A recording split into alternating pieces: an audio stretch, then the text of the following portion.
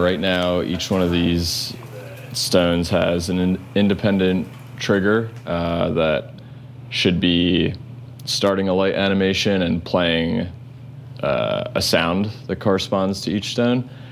And, well, we're not sure if it's a problem in the code where things are getting triggered too much. It could potentially be that the physical sensor is getting stuck. We ran into a lot of problems along the way. There's a very small computer in the box that is running the whole interactive piece.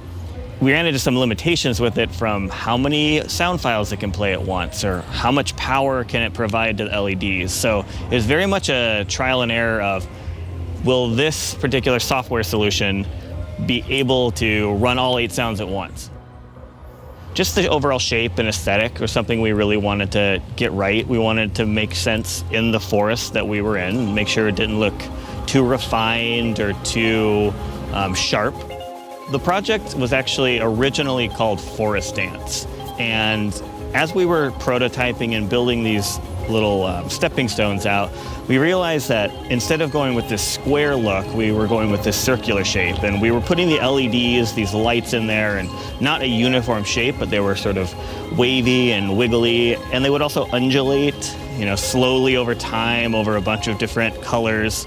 And we started looking at it and saying, you know, this looks not necessarily like, you know, a dance floor.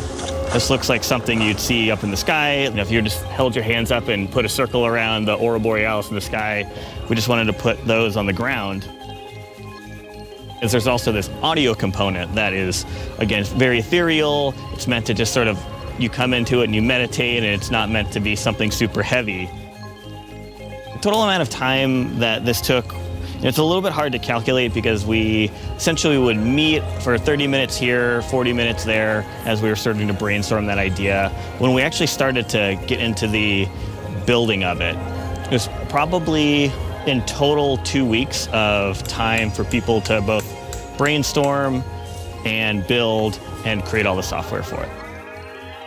If you can engage somebody enough that they're not just going from point A to point B, they're actually having an experience in that moment, that's the best thing you can hope for with something like this.